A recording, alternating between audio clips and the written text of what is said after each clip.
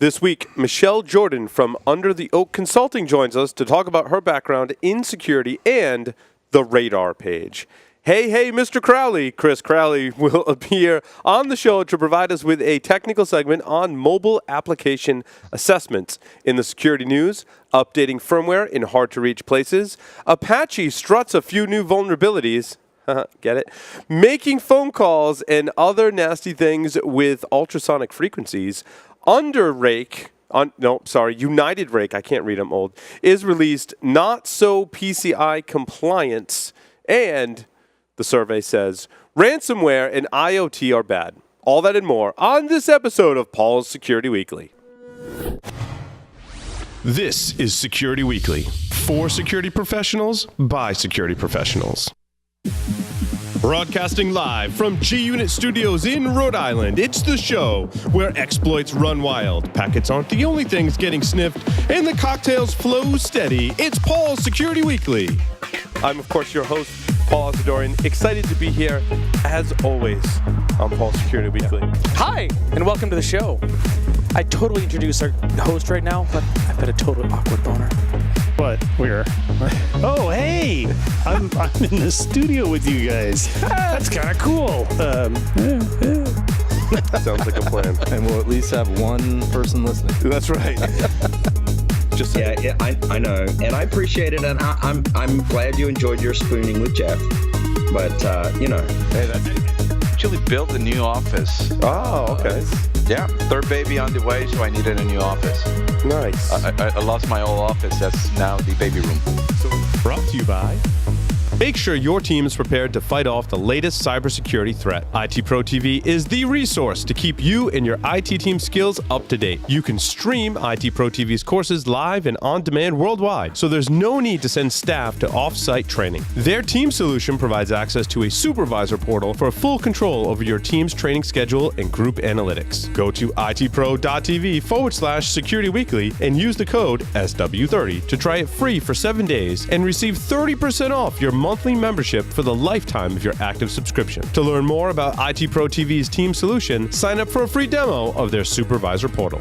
Logarithm's Netmon Freemium delivers real-time network visibility to quickly identify emerging threats in your IT environment. Netmon Freemium is a free commercial-grade network forensics and traffic analytics solution. You can use Netmon Freemium's powerful capabilities to search against all observed network traffic, identify abnormal traffic patterns and application usage, and quickly analyze full packet captures. Take the first step towards real-time network visibility. Visit logarithm.com/freemium to learn more and download it today.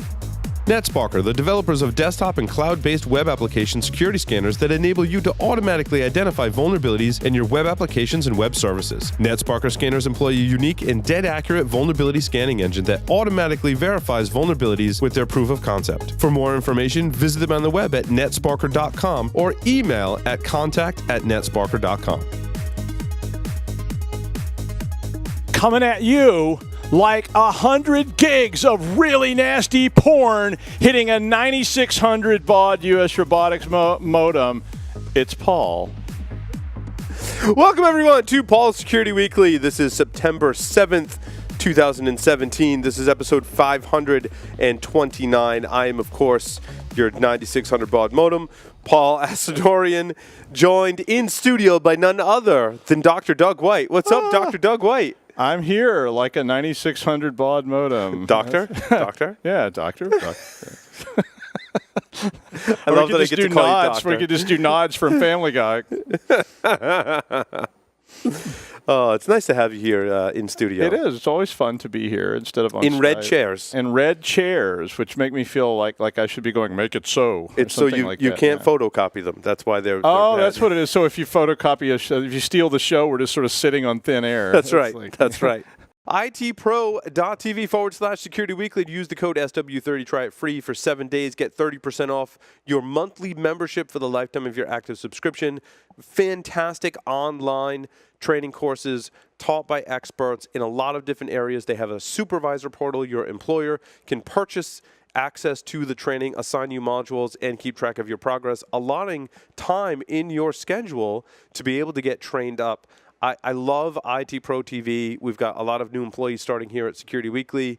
A lot of them are going through some training, and IT Pro TV is one of our resources for that, whether you want to learn Python, whether you want to start to learn security and get familiar with Kali Linux or Metasploit, IT Pro TV is your source to do that.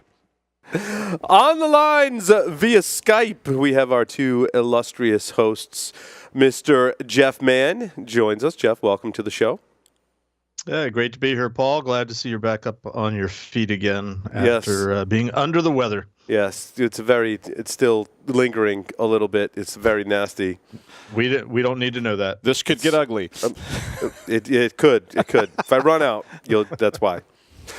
Joff Thayer's here with us. Joff, welcome to the program. G'day, Paul. How are you? You know, I love in the credits how I'm the guy that has the spooning comment.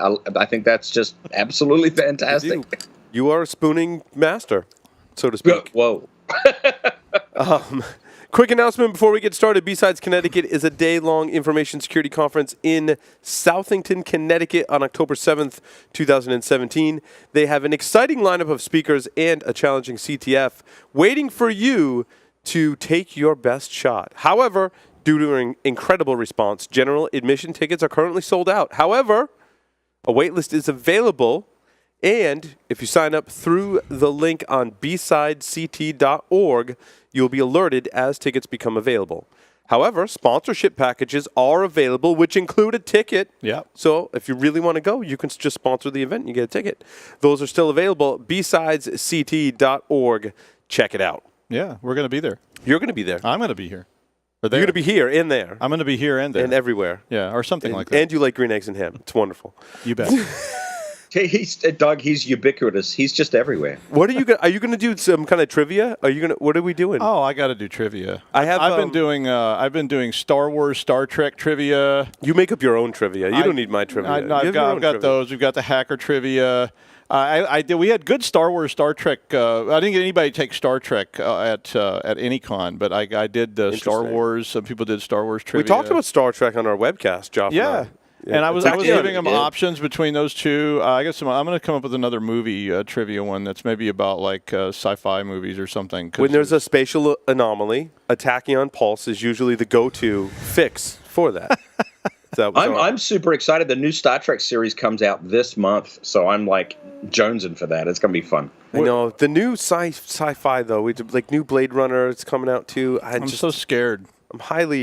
I'm a curmudgeon now. I'm very skeptical about the new Blade Runner because I'm worried about it because they do reboots and then you go, it'll be good. Oh God, it wasn't good. No, it wasn't good. At least it wasn't. Can anybody think of any reboot or remake that's actually been good? Ghost in the Shell. Saw the original. I don't know why they keep doing it, and it's like scary. At least they didn't do really horrible with Blade Runner, like now starring Schwarzenegger, or Keanu or something. But they didn't do that to it. But still, it's just like I don't know. The original's so good. Ridley, why? Why? Money. I'm disappointed that the new Star Trek that they're only going to stream it on CBS All Access instead of putting it on broadcast. Yeah. So I'm a little disappointed with that, but it is what it is. I mean, and that's not really a reboot either. I mean, that's like a different series. So it's like okay, the Next Generation was good, compared to the original, but it wasn't the same show. They didn't just try to redo the same show again. Then there was Enterprise, but we won't get into that. Well, I'm going to repeat my tweet that the internets must be peaceful that day because there's going to be a lot of geeks engaged. Yeah, it's going to get ugly. I'd like to introduce our special guest for this evening, Michele Jordan from Under the Oak Consulting. Michelle's worked in IT and network security for over 35 years, starting with X.25 networks. Doug, wow. I'm sure you remember that. X25. No, I do, yeah. She's now a consultant in North Carolina and is also affectionately known as the Radar page. She is the curator of that for the past 10 years. Michele, welcome to the show. Well, thank you for having me. Oh, and you have the Radar page right behind you. That's fantastic. Look at that, yeah. We weren't actually able to see you. I set it up just for you. Excellent. Yay. Excellent. So, Michele, how did you get your start in information security? Well, I started working for Telenet and quality control manufacturing for the X25 nodes that went out into the network. And then I did programming and project management, and I ended up in network security doing security analysis on the accounting records of the X25 network to try and identify people compromising our customers and using their computers and network connections to make calls on the network, because at the time it was very expensive to make calls and we charged everybody for everything. So we tried to monitor it. No, that's really cool. Given your long career in information security, what do you recommend people do that want to break into the field of information security? The thing that I've learned lately is that it's very broad. There's so many topics that you could go into in information security. You really have to try and find what it is that interests you, and then work down into that. You can be a half-inch deep and a mile wide, and it challenges. Every time I go to a conference, I discover that there are so many more things to know than what I already know. So I think that's the biggest thing, is figuring out what interests you and what you enjoy doing, and then making strides to learn and grow deeper in that particular subject. Yeah, it can be really hard to focus, especially for those of us like with ADD, right? But that is important to pick a focus in the field today. So, what has changed? Is there, like, if you notice things that are the same and things that are different in terms of, like, when you were trying to secure an X25 network, which many of our listeners probably have no idea what you're talking about, like, how is that different or the same today? Yeah, maybe she should start with describing briefly what an X.25 network is or was. Well, an X25 network was essentially a point-to-point network where we built the whole network and put out the nodes and put in the communication lines in between them. And it functioned a lot like the internet. A lot of people use our X25 network to get out and get onto the internet from they would get off our network in Boston and get on the modems to get to the internet back then. I also worked for Sun Microsystems as a pre-sales engineer, selling the little bit of security that they had to sell, and also selling Solaris and Spark and some of the older hardwares. It was pre-Oracle, so I'm part of the I Miss the Old Sun Microsystems group. I also worked at the Washington Post in their network center doing network security and networking for the website. And the thing that I find carries over it all is networking is really still, security is really still all the same. They've just slapped this like cyber thing on it.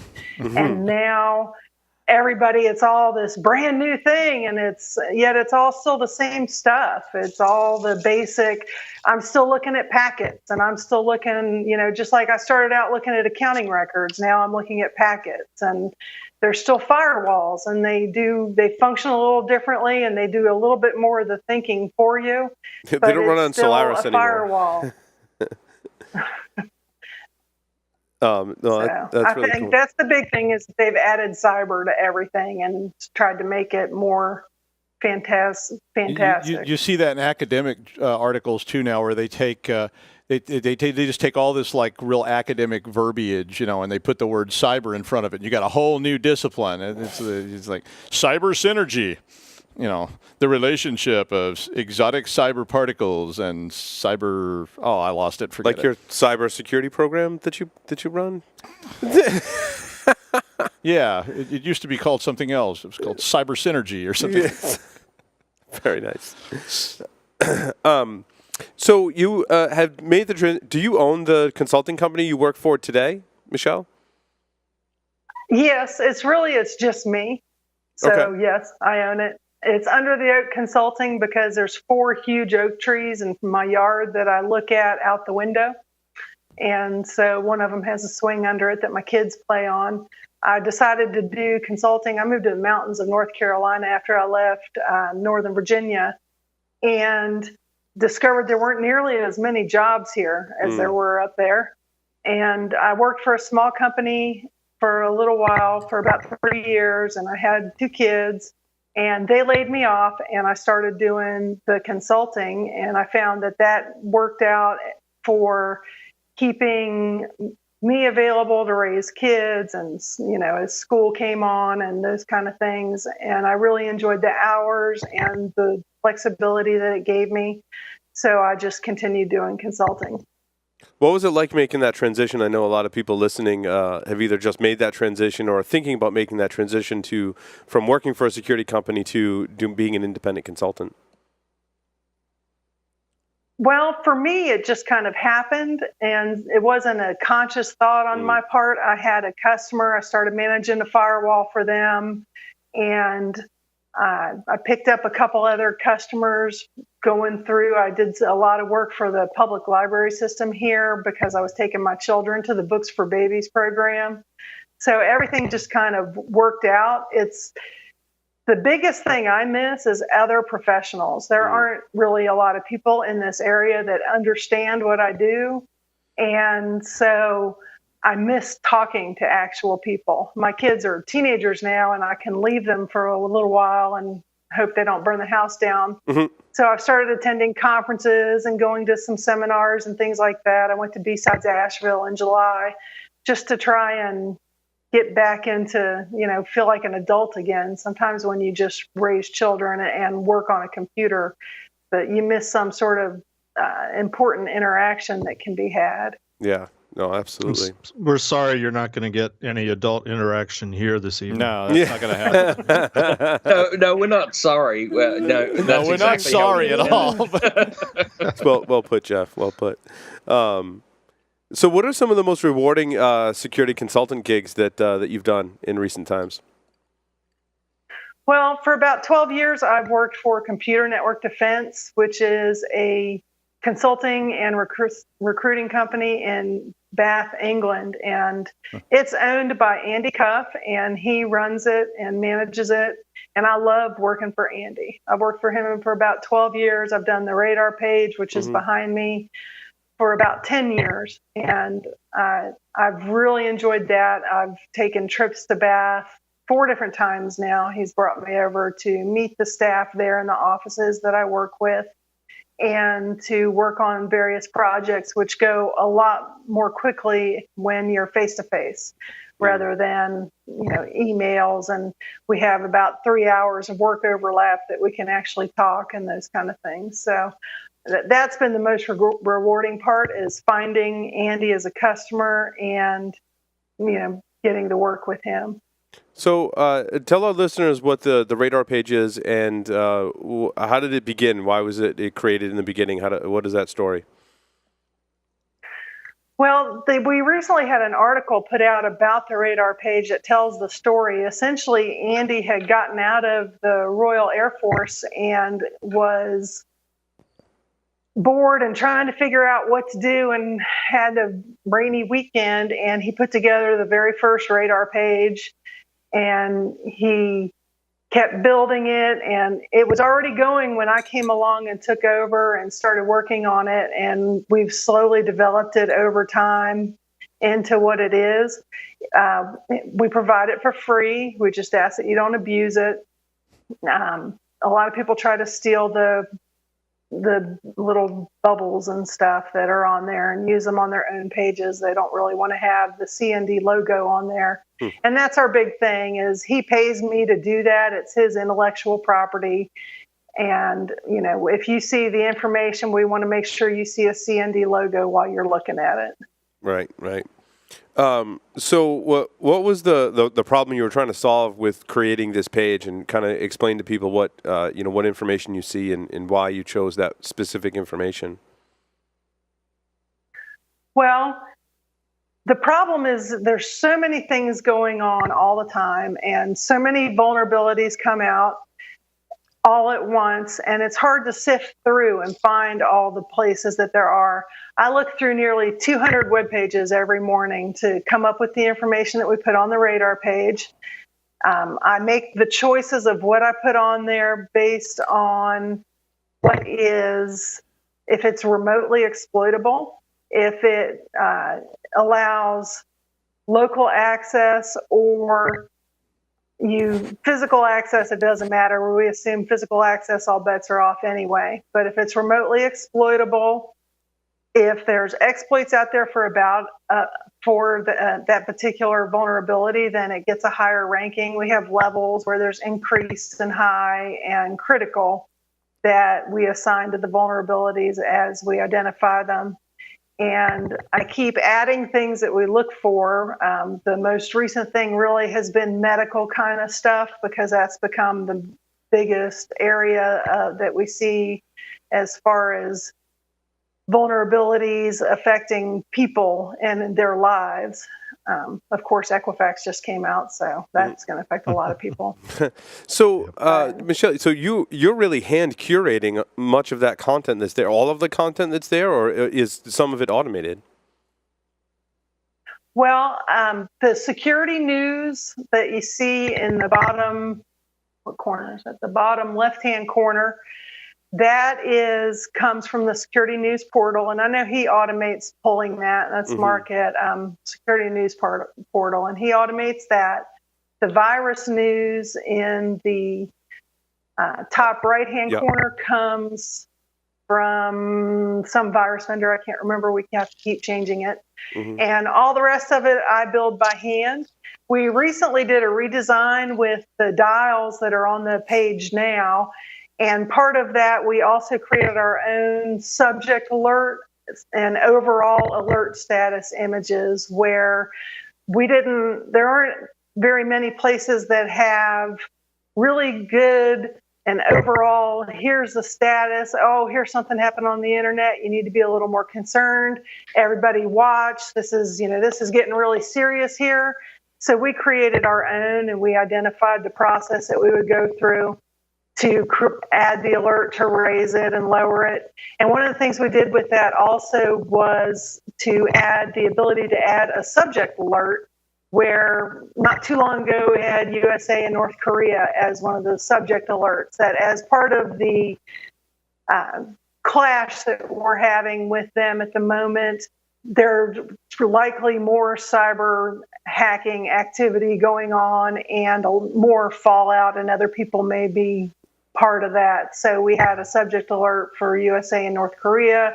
We had a subject alert for Black Hat when the vulnerability for the Wi-Fi, compromising phones through the Wi-Fi connection had just come out, and everybody was carrying their phones off the Black Hat. So we put out a subject alert for Black Hat, and we've been able to look at it and look at the world and make decisions, even down to the time clocks that you see across the bottom there. We pick the locations the time clocks are based on what's going on in the world. We recently added Japan and North Korea, and then we went to Guam, and then we went back to Japan. And so all of that stuff we pick and choose based on what we see happening in the world. Most of it is hand curated. We go through all the websites. It's not really something that you can automate easily, because you can't. You have to have somebody looking at it, thinking about it. Is this important? Is this something that meets the criteria of what we want to report on? What is the level that it should be? And then, so there's just not really an easy way to automate that process. So I have a web browser with 185 tabs on the home page. And I was going to ask you that. So you're not using an RSS feed reader. You're actually visiting the actual websites. Wow. Yes, I've looked at different ways to do it, and what I found is it's really fastest for me, because once you get into the rhythm of it, you immediately can see when a page has changed and when there's something new. So I open up all the pages, I wait and go away and get a cup of coffee and let them load. And then I come back and look and see, is there something new here? And I start, Control W, closing the tabs as I go through. A lot of times I'll get ahead of myself, and there'll be that, oh, wait, there was something new on that page there. I'll have to go back in history and reopen it. I look at vendor websites. I look at the government websites, the ICS kind of. I look at SANS, the isc.sans.edu. I look at some of the other aggregate sites, which I'm always disappointed if they've listed something before I find it. There's a variety of sites. I look through the news. I look at, it's mostly vendor sites. So the vendor bulletins, I'm always excited when I can find a new vendor bulletin site to add to my list so that I can try to identify it quickly. Oh, a vendor, like a vendor that has a product that's making a vulnerability announcement? Right. I gotcha. I feel HP, your pain. IBM, Yeah. Alien Vault, but there's lots of little ones. I keep adding new ones. Yeah. I keep finding new things. Barracuda's a new one I've added recently to look for. A lot of them hide their pages really well, and it's really hard for me to find them sometimes. Yeah, and Michelle, you bring up a great point. In my career in security, I've noticed that there's vendors or in the security space have a different approach to when their respective research teams discover a vulnerability. A lot of them want to be very, very public about it, and it makes it very easy to find. Rapid7 is one company that wants to be very public about when they find vulnerabilities, and I think that's great. I think that's wonderful. As you know, following the security news, very similar to the way that I follow security news, when Rapid7 discovers a vulnerability, it's very easy to find. It's very easy to find information about it. However, some companies that may have customers that are very sensitive to that kind of research becoming public, like you said, will hide that information, and they're doing fantastic research. They just don't want to make a big deal about it because it might make their customers uncomfortable, is at least one reason. Yes. Well, and all of the vulnerabilities that I report are publicly known. Mm-hmm. I don't try to find research that's going on and things that have been identified but not corrected yet unless it becomes publicly known. Our idea is that if somebody knows about it, then everybody should know about it. Mm-hmm. So we try to aggregate everything. The value that the Radar page adds is we put it all together. Right. I go through all the pages, and you can look and see.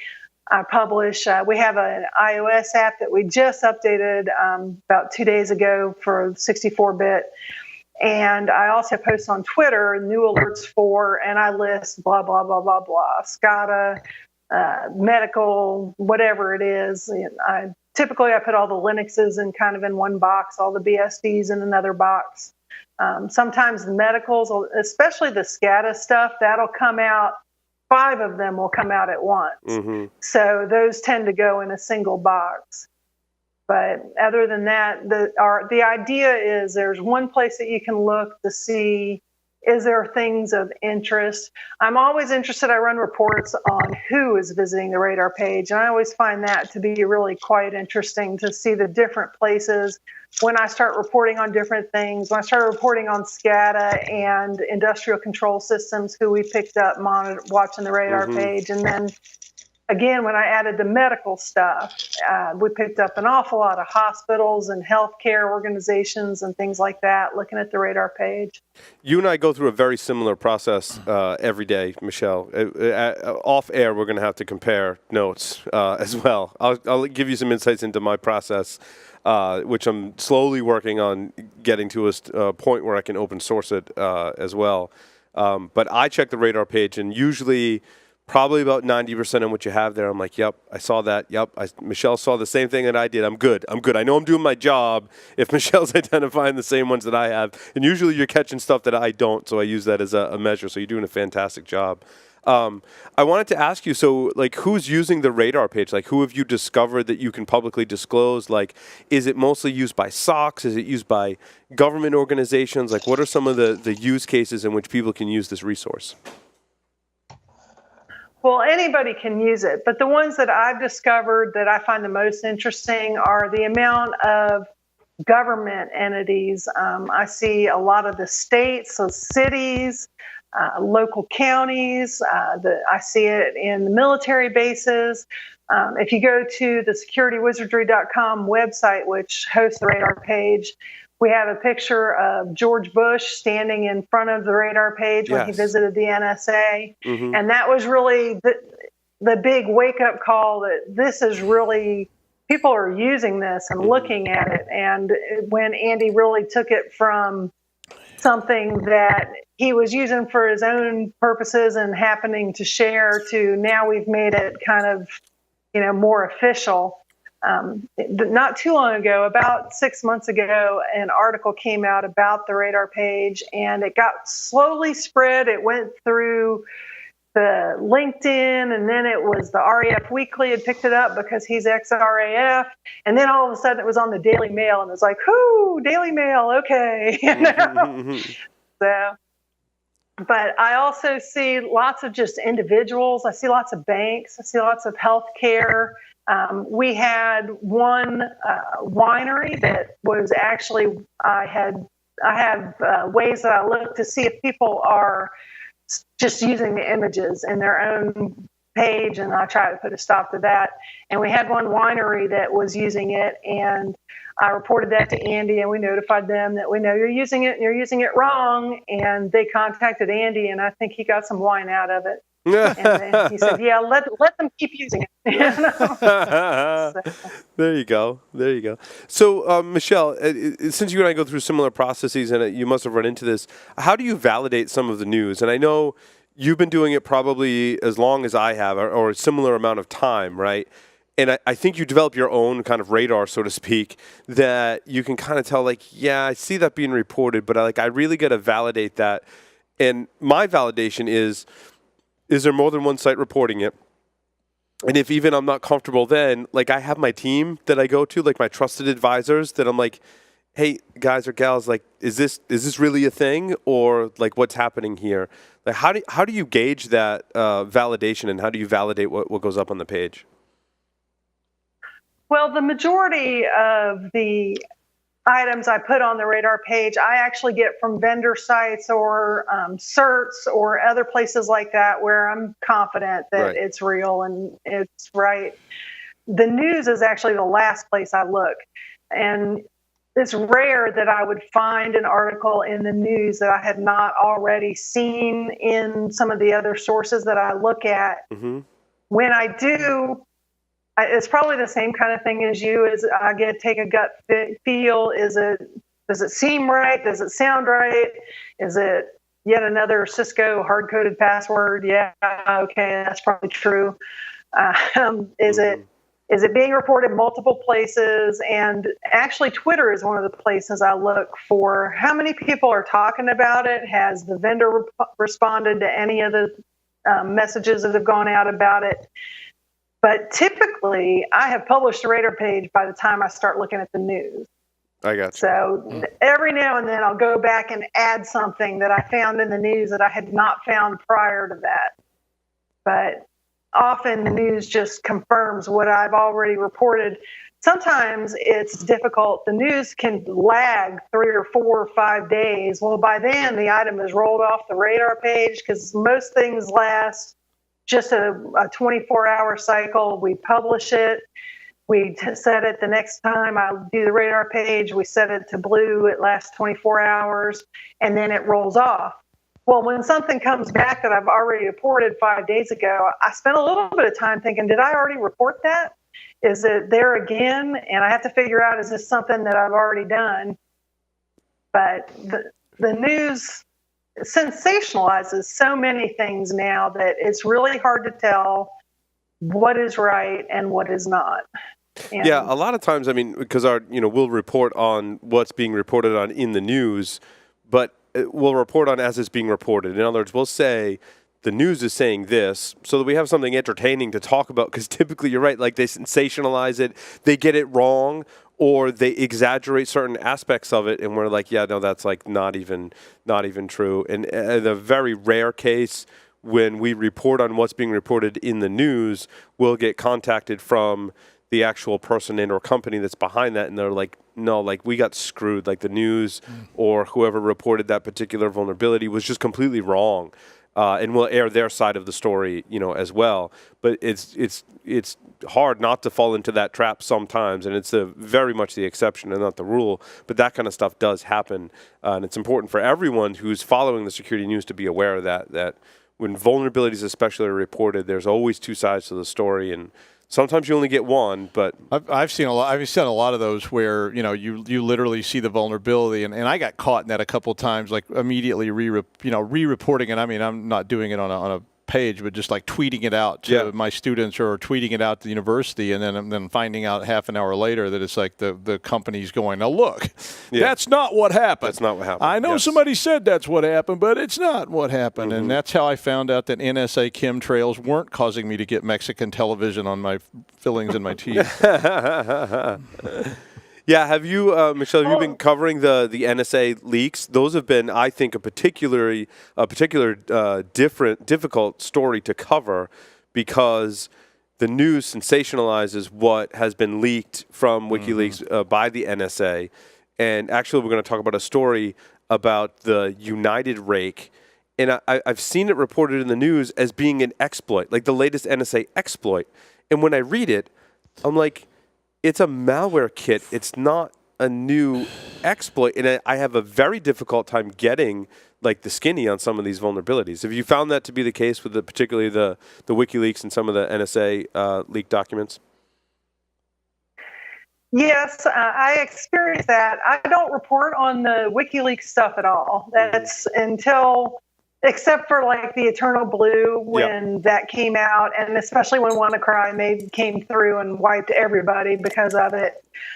What bothers me is the idea when people report things as a 0 day because they've just reported it, or the vendor, they're reporting it the same day the vendor has made the fix available, so they call it a 0 day. But that's not a 0 day. Right. So I find that very frustrating in the phrases that they use and the way that they talk about these things in their attempts to sensationalize them.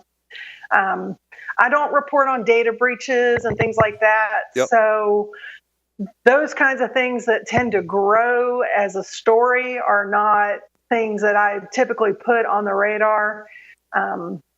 I will say there is plenty of stuff to put on the radar without looking at those things. Most days I have 12 boxes that I can put things in. Most days they're between 8 and 10 of them full. There's been one day in the 10 years that I've been doing it, there was nothing on the radar page. Yeah, I was going to ask you that. Blank. Like, we have slow news days here on some of our shows. Well, on all of our shows, but probably like less frequently occurring.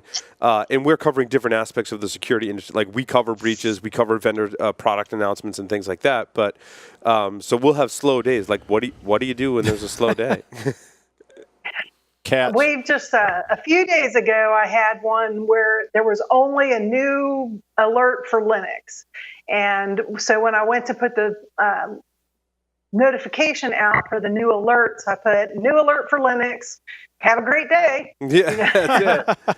That's it. The one day that we didn't have anything on the radar page, I discovered the alert details page, because you can click and get to all the alert details from the radar page itself. And most of the time I try to link you back to the actual vendor. But I discovered that the table compressed upon itself to where it was, it's usually this wide, and then all of a sudden it was just the headers, and I had to put something into the page, into the column to make sure that it filled out the table. And I had to write, I hope you enjoy this wonderful day of absolutely nothing to report. Usually there's something to report on, though. Yeah, almost always. There's most days I'm balancing, can I combine 2 or 3 things into one box to fill that in, or there's something that was not really a big deal, but I reported on it, and I'll drop it off rather than giving it 24 hours so I can have the box. But most days we stay pretty full, and sometimes I'm juggling, trying to figure out how to get stuff onto it. So this is a really valuable resource, and in the fact the way we kind of came upon this segment was that, in the way that we follow the news, and I have some just crappy scripts that I use to help me follow the news that, like I said, we're working on that as being a project and to release that. And then I stumbled upon the radar page. So, Michelle, tell our listeners where they can find the radar page so they can go have this in their repertoire. Dedicate a monitor to it, like in your office. Yeah. Like if you do security and that's your job, like you should have this up in your office. I think it's a fantastic resource. Well, the radar page is part of securitywizardry.com. Securitywizardry.com is an information security product directory, is its main function in life. And then we also host the radar page from that. So it's securitywizardry.com and /radar.htm. We keep it outside of the regular product directory site to make it a little more difficult, a little more hack-proof. Yeah. It's so straight HTML. Don't steal it. Use it as a resource. Yes. And thank Michele on Twitter. What's your Twitter handle, Michele? It's at Michele, Michele 654. Thank Michele on Twitter for her wonderful work in this field and producing the radar page. And thank Andy Cup from Computer Network Defense as well, because he's the one that pays me to do it. I'm not sure I would do this every day if somebody didn't pay me. Yeah, it's true. I feel the same way, actually. I can't believe people didn't know about it. I remember when I first found it, I started talking about it. Like, I remember I was talking about a bunch of military people, and I was like, you guys like see this, right? And they were like, what? And I mean, it's so useful to have that on. I mean, I have a monitor. I don't leave it on there all day, but I have one of my monitors and I throw it up there in the first thing in the morning because it's just kind of like, I don't do a news report every day, but just looking up there to see, is there anything that you know, has got like interest to me on there, and it's so helpful because it saves me from opening 185 tabs every morning. So I'll let Michele do it. Exactly.